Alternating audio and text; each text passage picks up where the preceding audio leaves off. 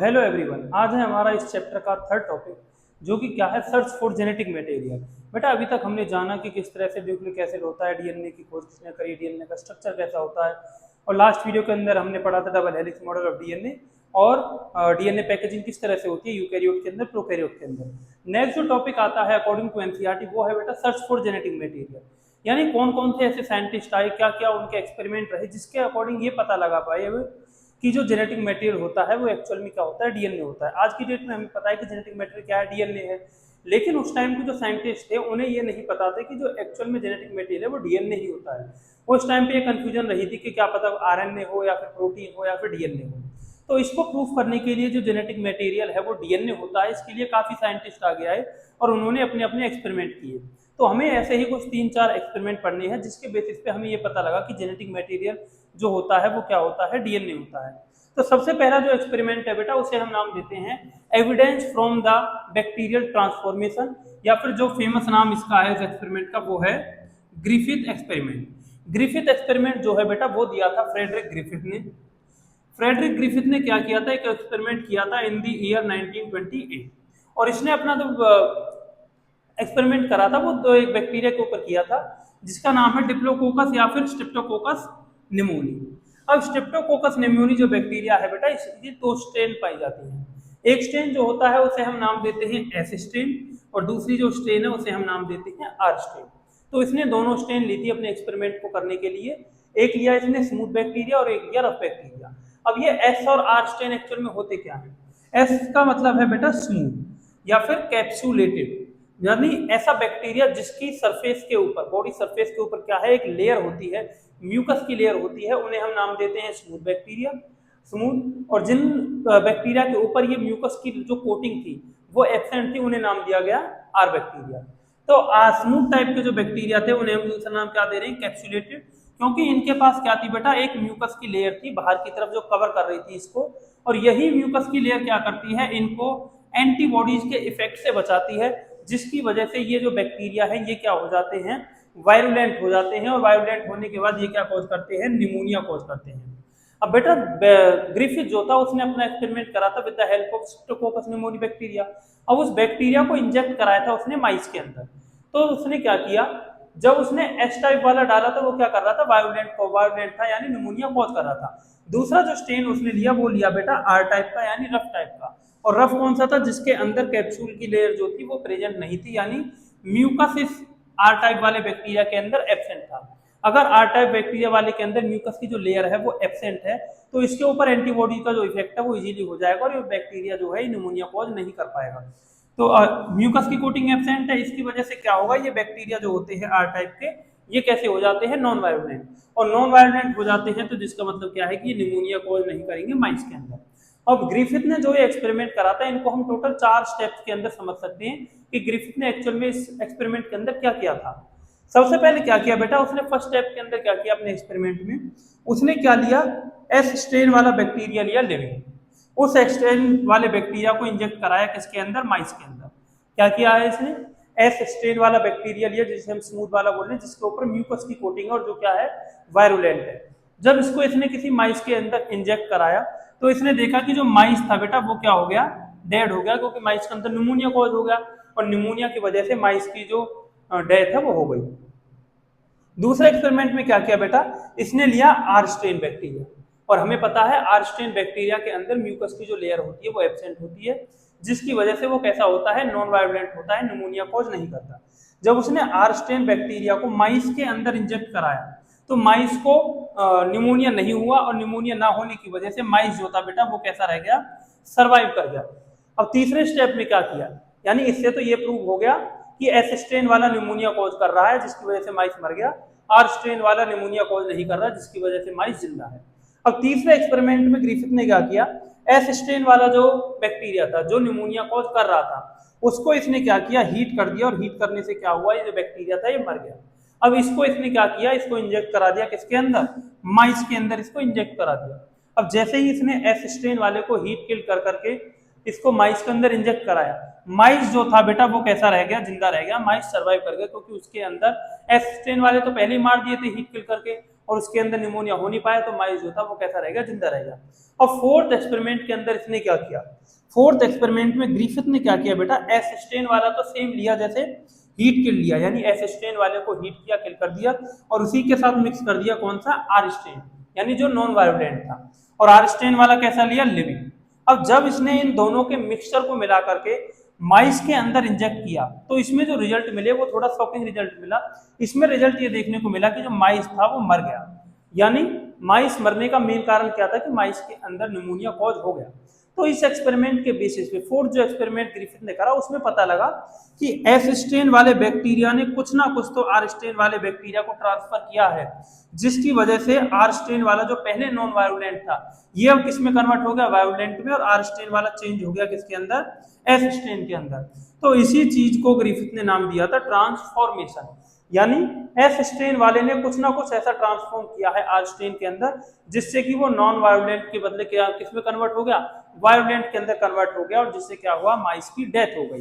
तो on the basis of fourth experiment by Griffith, Griffith ने जो फोर्थ एक्सपेरिमेंट करा था, एस है हीट किल लिया और आर स्टेन क्या लिया, लिविंग लिया, उन दोनों को मिक्स करके जब माइस के अंदर ट्रांसफर किया तो उससे क्या हुआ, माइस की डेथ हो गई। तो इससे क्या पता लगा बेटा, इससे ये पता लगा कि आर टाइप के जो बैक्टीरिया थे जो नॉन वायोलेंट थे वो ट्रांसफॉर्म हो गए इनटू स्मूथ टाइप, यानी आर वाले पहले क्या थे, नॉन वायोलेंट थे, अब वो किस में कन्वर्ट हो चुके हैं, एस टाइप में कन्वर्ट हो चुके हैं, यानी वायोलेंट के अंदर कन्वर्ट हो चुके हैं। और ये जरूर ऐसे हुआ होगा कि कुछ ना कुछ चीज तो एब्जॉर्ब करी है आर वाले ने, जिससे कि वो क्या हुआ है, एस टाइप के अंदर कन्वर्ट हो चुका है, और इसी को नाम दिया गया ट्रांसफॉर्मिंग सब्सटेंस, कि कुछ चीज तो ऐसी एब्जॉर्ब हुई है आर स्ट्रेन के थ्रू जिससे कि वो कन्वर्ट हो गया है किसके अंदर, एस स्ट्रेन के अंदर, यानी नॉन वायोलेंट किसमें कन्वर्ट हो गया, वायोलेंट के अंदर कन्वर्ट हो गया।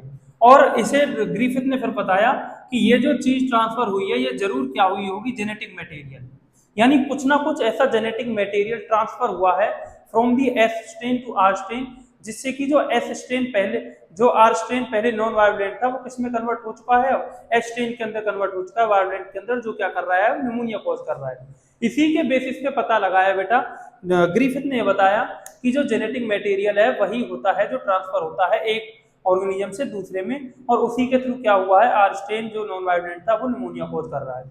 अब ये चीज तो बता दी ग्रिफिथ ने कि कुछ ना कुछ ट्रांसफॉर्मिंग प्रिंसिपल तो है, कुछ ना कुछ जेनेटिक मटेरियल तो है जो ट्रांसफर हो रहा है, लेकिन ग्रिफिथ को ये नहीं पता था कि वो जेनेटिक मटेरियल एक्चुअल में है क्या।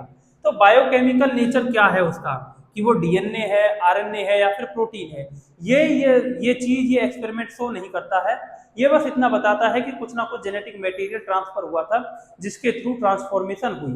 अब नेक्स्ट जो साइंटिस्ट आते हैं बेटा उसे हम पढ़ते हैं कौन से एक्सपेरिमेंट के अंदर, biochemical characterization of the transforming principle. ये क्या है बेटा, जो ग्रिफिथ ने अपना एक्सपेरिमेंट करा था जिसे उसने नाम दिया था ट्रांसफॉर्मिंग प्रिंसिपल, उसी ट्रांसफॉर्मिंग प्रिंसिपल का बायोकेमिकल कैरेक्टराइजेशन करना, यानी ये बताना कि बायोकेमिकली वो मॉलिक्यूल है क्या, वो डीएनए है, आरएनए है, या फिर प्रोटीन है। ये जो एक्सपेरिमेंट किया था बेटा, सेकंड एक्सपेरिमेंट जो हम पढ़ने वाले हैं, ये किया था तीन साइंटिस्ट थे, एक तो था ऑसवाल्ड एवेरी, दूसरा था कॉलिन मैकलोड, और तीसरे थे मैकलिन मैकार्टी। इन तीनों ने साइंटिस्टों ने काम किया, और काम किया था इन्होंने ग्रिफिथ के एक्सपेरिमेंट के ऊपर ही। इन्होंने क्या किया, ग्रिफिथ के एक्सपेरिमेंट में जैसे हमें देखने को मिला कि एस हीट किल्ड वाला जो बैक्टीरिया था वो क्या कर रहा है, कुछ ना कुछ ट्रांसफर कर रहा है, जेनेटिक मटेरियल ट्रांसफर कर रहा है। तो इन्होंने क्या किया बेटा, इन्होंने प्योरीफाई किया बायोकेमिकल यानी इन्होंने प्रोटीन, डीएनए और आरएनए को प्योरीफाई किया। किससे प्योरीफाई किया, उस heat killed S type bacteria के अंदर से प्योरीफाई किया, ये पता लगाने के लिए कि इन तीनों में से कौन सी ऐसी चीज है जो ट्रांसफॉर्म कर रही है एस स्ट्रेन, आर स्ट्रेन को एस स्ट्रेन के अंदर। तो इन्होंने क्या किया बेटा, इन्होंने ये देखा कि कौन सी ऐसी चीज है जो आर टाइप के बैक्टीरिया को किस में कन्वर्ट कर दे रही है, एस टाइप के बैक्टीरिया में। एक्चुअल में इन्हें पता लग चुका था कि जो मेन जो जेनेटिक मटेरियल है वो क्या है, डीएनए है, डीएनए ही ट्रांसफर हो रहा है from the S strain to R strain, जिसकी वजह से वो वायोलेंट में कन्वर्ट हो रहा है। लेकिन इनका जो एक्सपेरिमेंट था उसको भी इतनी एप्रिसिएशन नहीं मिली। इन्होंने क्या किया था बेटा, इन्होंने ये पता लगा दिया था कि डीएनए ही है वो चीज जिसकी वजह से एस स्ट्रेन बैक्टीरिया जो है वो आर स्ट्रेन में के अंदर जा रहा है और उसको क्या कर रहा है, ट्रांसफॉर्म कर रहा है। अब इनका जो एक्सपेरिमेंट था वो किस बेसिस पर वो जानते हैं। एवेरी, मैकलोड और मैकार्टी ने क्या किया बेटा, तीन तरह के एंजाइम्स का यूज किया, आरएनएज, प्रोटीएज और डीएनए। ये क्या करते हैं, तीनों ही डाइजेस्टिंग एंजाइम है। आरएनएज आरएनए को डाइजेस्ट करता है, डिग्रेड करता है, प्रोटीएज जो होता है वो प्रोटीन का ब्रेक डाउन करता है और डीएनए जो होता है वो डीएनए का ब्रेक डाउन करता है।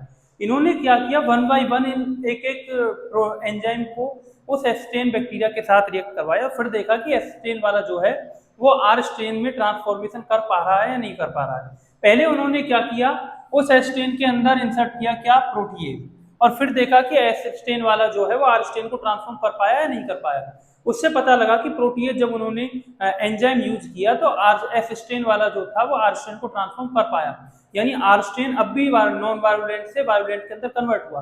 तो इससे तो ये पता लग गया कि प्रोटीन तो जेनेटिक मटेरियल नहीं है। बचे दो, आरएनए और डीएनए। नेक्स्ट उन्होंने क्या किया, आरएनए का यूज किया और फिर ये देखा कि आर स्टेन वाला है वो एस स्टेन में कन्वर्ट हुआ है या नहीं हुआ।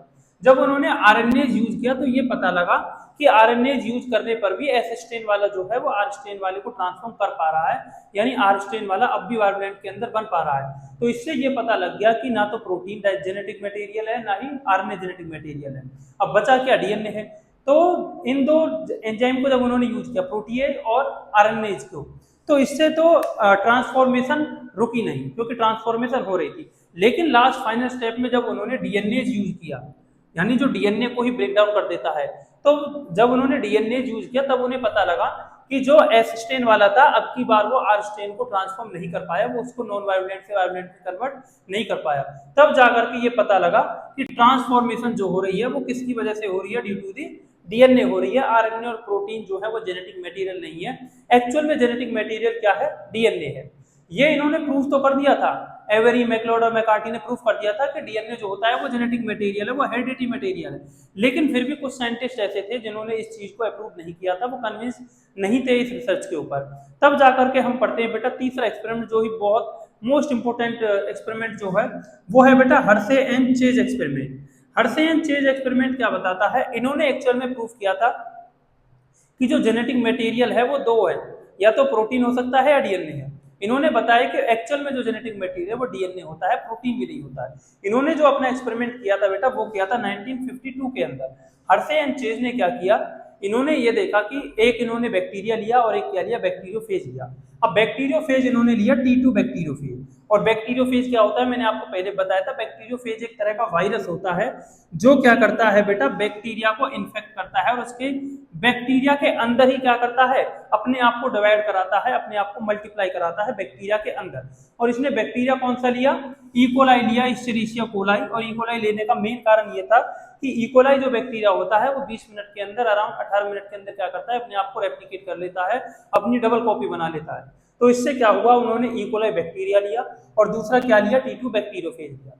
अब इन्होंने इस एक्सपेरिमेंट के अंदर क्या किया है, T2 फेज जो होता है बेटा, उसकी जो बॉडी है उसके अंदर दो ही चीज पाई जाती है, एक तो होता है उनका जेनेटिक मटेरियल डीएनए, और एक उनका बाहर का कोट होता है जो बना होता है प्रोटीन का।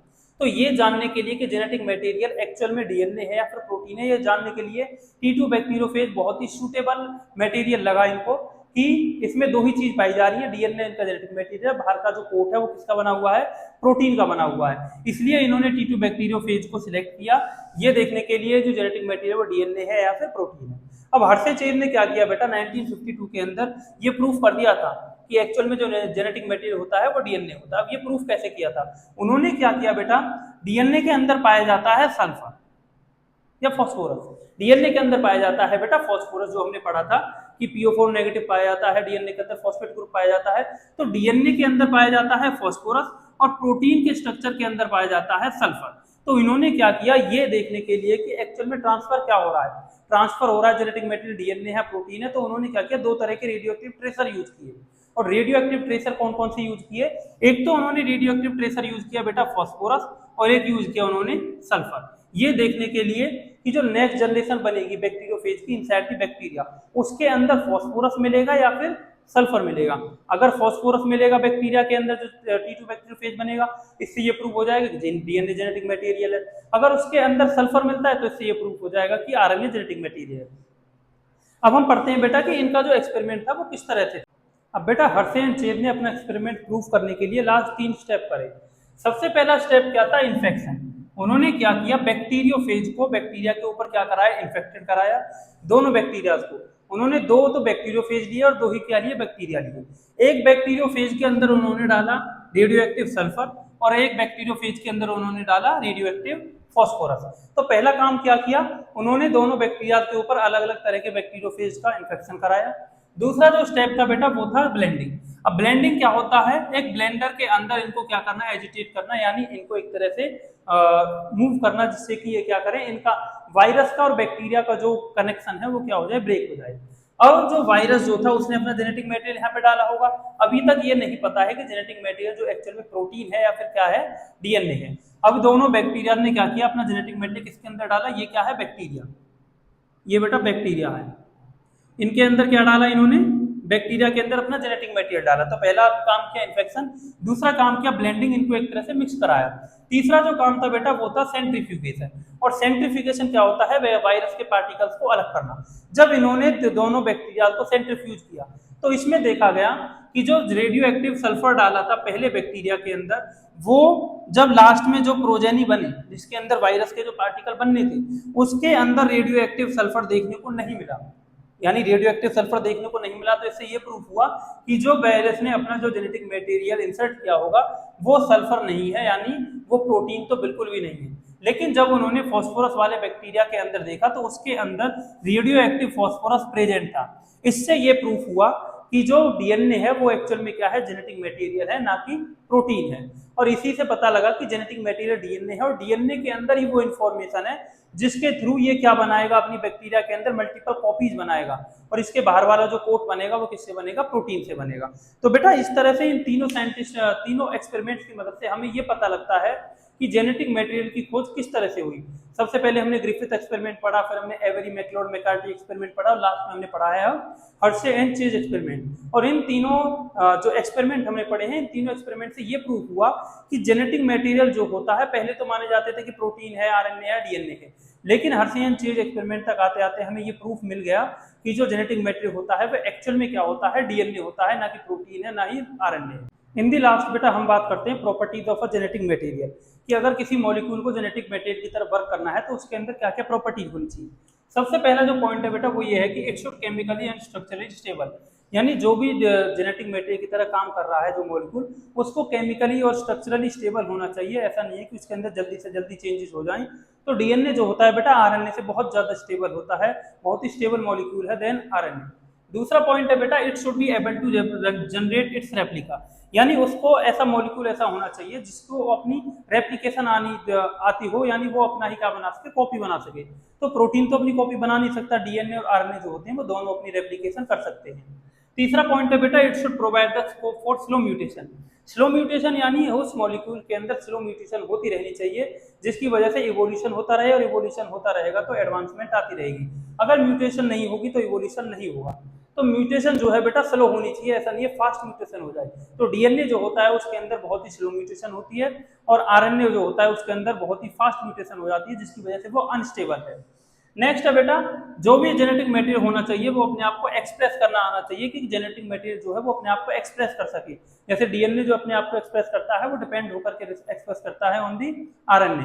तो ये चारों पॉइंट हमें बताते हैं कि जेनेटिक मटेरियल की क्या क्या प्रॉपर्टीज होनी चाहिए। अब इन चारों पॉइंट से कंक्लूजन क्या निकल के आता है, इन चारों पॉइंट से कंक्लूजन ये निकल के आता है बेटा डीएनए और आरएनए दोनों ही जेनेटिक मटेरियल की तरह काम कर सकते हैं, दोनों ही क्या कर सकते हैं, रेप्लिकेशन कर सकते हैं, दोनों ही एक्सप्रेस कर सकते हैं, दोनों के अंदर म्यूटेशन हो सकती है। लेकिन फिर भी डीएनए प्रेफर किया जाता है एज अ जेनेटिक मटेरियल। क्यों किया जाता है? क्योंकि डीएनए केमिकली और स्ट्रक्चरली बहुत ही स्ट्रॉन्ग है और इसके अंदर जो म्यूटेशन है बहुत स्लो होती है, जिसकी वजह से ये स्टेबल मॉलिक्यूल है, आरएनए नॉन अनस्टेबल मॉलिक्यूल है, जिसकी वजह से DNA as a genetic material की तरह काम करता है और आरएनए जो है वो एज अ कैटलिस्ट की तरह काम करता है। तो बेटा अगर स्टोरेज ऑफ जेनेटिक इन्फॉर्मेशन करनी है तो डीएनए प्रेफर किया जाता है, अगर ट्रांसमिशन ऑफ जेनेटिक इन्फॉर्मेशन करनी है तो आरएनए प्रेफर किया जाता है। तो आई होप आपको आज की वीडियो का जो टॉपिक थे वो समझ में आए होंगे, सर्च फॉर जेनेटिक मटेरियल, और लास्ट में हमने पढ़ा है properties of genetic material. Next video के अंदर हम पढ़ेंगे आरएनए वर्ल्ड और उसके बाद हम पढ़ेंगे डीएनए रेप्लिकेशन के बारे में। तो ऐसे ही इंफॉर्मेटिव वीडियोज के लिए, बायो रिलेटेड कंटेंट के लिए मेरे पेज बायोमेजर 20 को फॉलो करें। Thank you so much.